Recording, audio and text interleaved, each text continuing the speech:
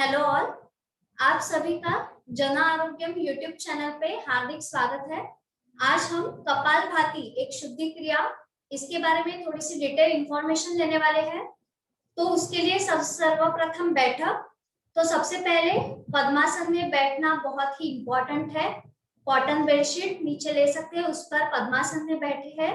दोनों हाथों से घुटनों को इस प्रकार से पक्का पकड़ लेना है, दोनों हाथ एल्बोज में सीधे, और पीठ भी सीधी है, बट पीठ को बहुत कड़क टाइट नहीं बैठना है। ठीक है, पीठ सीधी। और कपालभाति ये एक शुद्धि क्रिया है, तो इसे आपको प्राणायाम स्टार्ट करने से पहले कपालभाति को करना बहुत ही इम्पोर्टेंट है।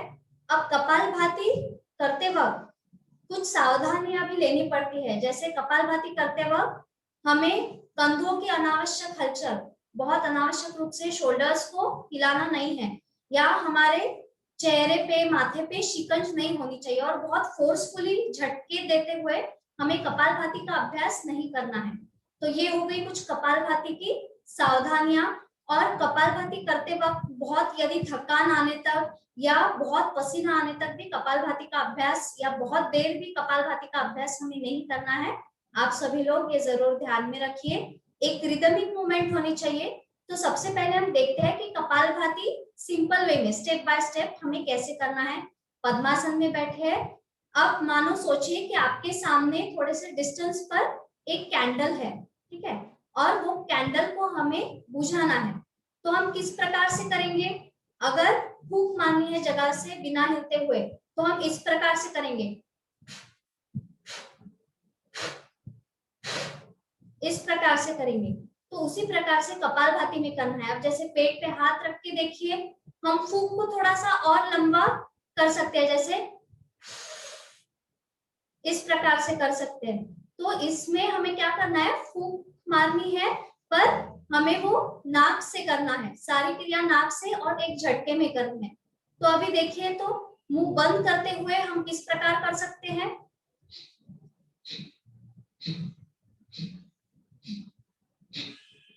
पेट अंदर जाता है और कंटिन्यूअसली प्रश्वास प्रश्वास होता है एक रिदमिक मूवमेंट में। तो उसी प्रकार हमें कपालभाति में करना है। मुंह बंद करते हुए नाक से कंटिन्यूअसली हमें प्रश्वास करते जाना है एक रिदमिक मूवमेंट में। तो ये कपालभाति जो शुद्धि क्रिया है, तो उसमें कौन से ऑर्गन्स इन्वॉल्व रहते हैं? सबसे पहले नोज तो इन्वॉल्व रहता है, फिर लंग्स का इसमें काफी काम है, पेट, ओटीपोट जो है वो भी कंटिन्यूअसली आपका हर स्ट्रोक में अंदर और ऊपर खींचा जाता है, और साथ ही साथ इसमें माइंड यानी कि मन, ये भी इन्वॉल्व होता है। अब क्या होता है, हमारे मन में जो अलग अलग प्रकार के हम विचार करते हैं, तो वो हमारे मन के विचार हार्ट के थ्रू, ब्लड के थ्रू हमारे लंग्स में एज अ वायु स्टोर्ड हो जाते हैं। और कपालभाति से क्या होता है, ये अशुद्ध वायु जो रहता है, तो वो कंटिन्यूअसली बाहर निकलते जाता है। तो कपालभाति से ये मन की भी शुद्धि क्रिया है, हमारे माइंड को भी शुद्ध और बिल्कुल प्योर बनाता है, क्योंकि सारे विचार जो है वो हमारे बॉडी से धीरे धीरे बाहर निकलने लगते हैं वायु के फॉर्म में। तो चलिए कपालभाति अब देखते हैं। दोनों हाथों से घुटने पक्के पकड़ लिए हैं, पीठ सीधी, आंखें बंद, बिल्कुल शांत और प्रसन्न चित्त से हमें कपालभाति का अभ्यास करना है। प्राणायाम की पूर्व तैयारी में कपालभाति का समावेश होता है। और कपालभाति यह शुद्धि क्रिया है। 6 शुद्धि क्रियाएं बताई गई है, तो सबसे लास्ट शुद्धि क्रिया जिससे हमारी बॉडी क्लेंस हो जाती है, पूरी प्यूरिफिकेशन होता है बॉडी का। तो ऐसी हमारी ये शुद्धि क्रिया है कपालभाति।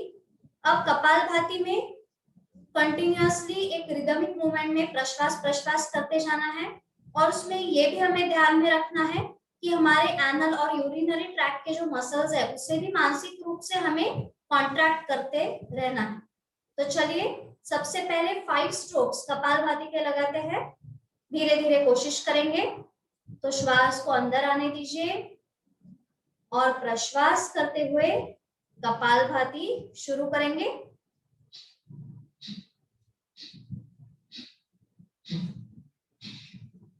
इस प्रकार से 5 स्ट्रोक्स हमने लगाया है।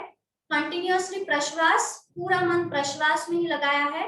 श्वास अपने आप अंदर आता है, तो हमें उस पर फोकस नहीं करना है, बस प्रश्वास की ओर फोकस करते हुए चलिए फिर से और 5 प्रश्वास करते हैं। कपालभाति के स्ट्रोक्स शुरू करेंगे।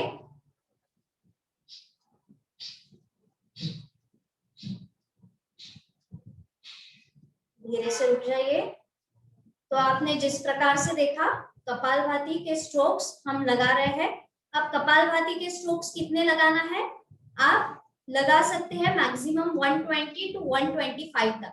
कपालभाति से हमारी बॉडी की हीट बहुत बढ़ती है, तो गर्मी के सीजन में आप कपालभाति कम कर सकते हैं और ठंडे के सीजन में आप इसको 120 टू 125 स्ट्रोक्स कपालभाति के लगा सकते हैं। बहुत 5-5 मिनट 10-10 मिनट कपालभाति नहीं करनी है, अदरवाइज इसके आपको साइड इफेक्ट्स हो सकते हैं। तो कपालभाति आपको कितना करना है, धीरे धीरे स्टार्ट करते हुए 5-10 ऐसे स्ट्रोक्स धीरे धीरे स्टार्ट करते हुए आपको फिर 125 तक धीरे धीरे स्ट्रोक्स को बढ़ाते जाना है। अब कपालभाति होने के बाद हमें एक रहता है कि श्वास को होल्ड करना, कुंभक उसे कहा जाता है। कुंभक के 2 प्रकार रहते हैं, अंतर कुंभक और बहिर्कुंभक। इसका मतलब क्या, जैसे फॉर एग्जाम्पल मैंने श्वास को अंदर लिया और उसे होल्ड किया, देखिए इस प्रकार से।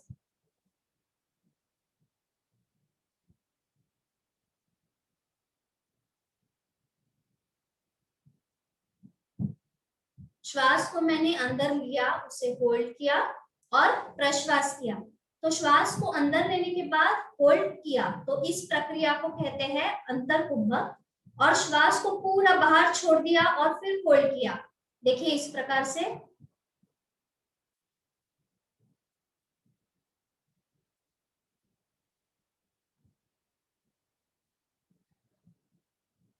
श्वास को बाहर छोड़ा यानी प्रश्वास किया और उसे होल्ड किया, तो उसे कहते हैं बहिर्कुंभक। तो कपालभाति में क्या करना है, जैसे फिर से मैं एक बार करके दिखाती हूँ। 5 स्ट्रोक्स मैंने लगाए और फिर बहिर्कुंभक में यानी श्वास को बाहर छोड़ के फिर उसे होल्ड किया, यानी श्वास को अंदर नहीं लिया। तो देखिए किस प्रकार से।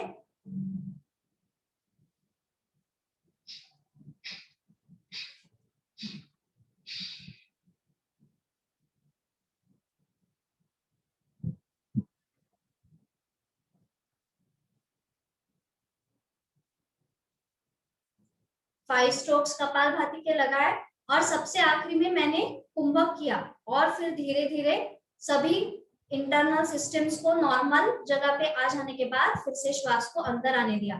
तो कपालभाति ये बहिर्कुंभक सबसे आखिरी में हम कपालभाति होने के बाद लगा सकते हैं। आप इसे धीरे धीरे प्रैक्टिस के साथ कर सकते हैं।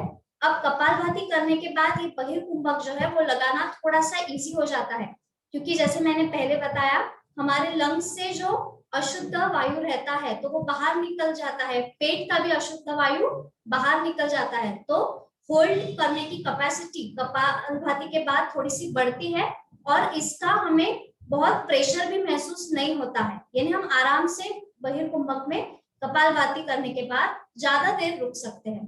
तो अब ये हो गई हमारी कपालभाति। तो चलिए अब सब लोग साथ मिलके हम 60 स्ट्रोक्स कपालभाति के लगा लेंगे। दोनों हाथों से घुटने पक्के पकड़ लिए हैं, पीठ सीधी, कंधों की बिना अनावश्यक हलचल करते हुए आंखों को भी हल्का सा बंद कर लिया है। चेहरे के ऊपर भी कोई भी फोर्स हमें नहीं लगाना है और कपालभाति 60 स्ट्रोक्स हरिओम आवाज आने तक आपको करना है। अपने अपने कैपेसिटी के अनुसार भी आप कर सकते हैं। चलिए प्रारंभ।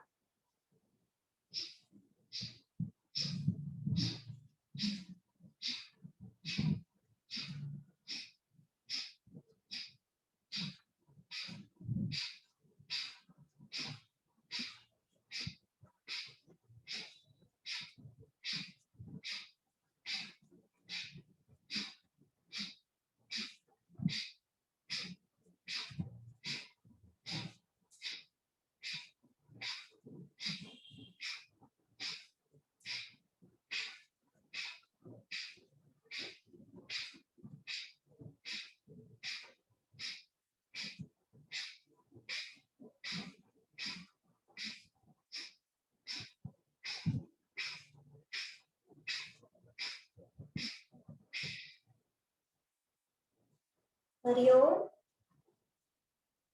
बहिर्कुंभक में रुकने का प्रयास करिए।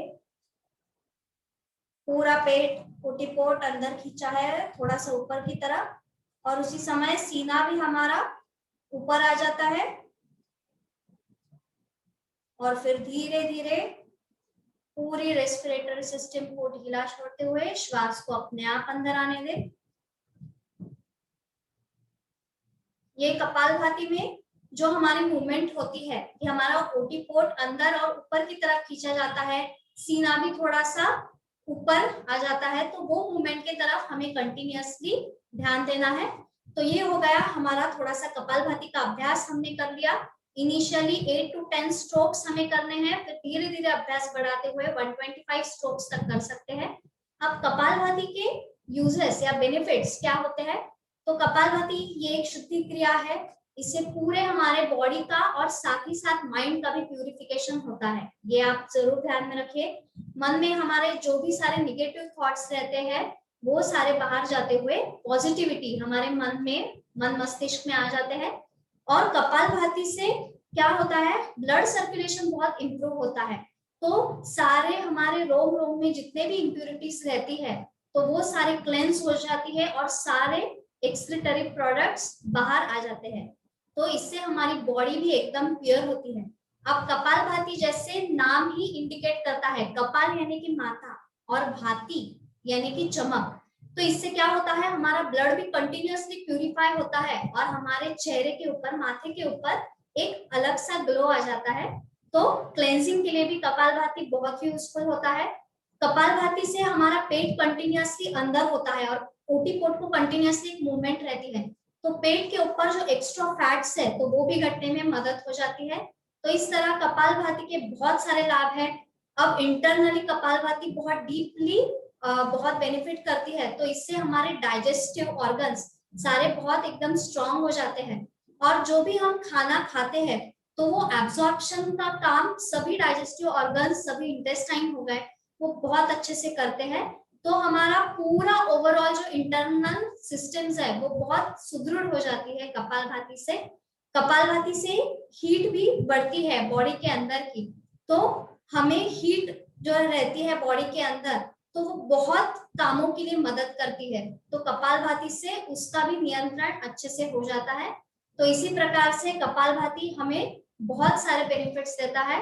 तो आप कपालभाति हमेशा रेगुलरली करिए। प्राणायाम स्टार्ट करने से पहले कपालभाति का अभ्यास करना बहुत ही इंपॉर्टेंट है।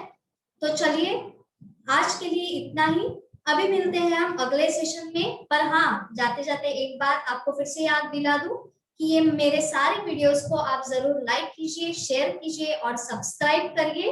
और फिर मिलते हैं हम हमारे अगले सेशन में। तब तक के लिए stay fit and fine. Bye bye.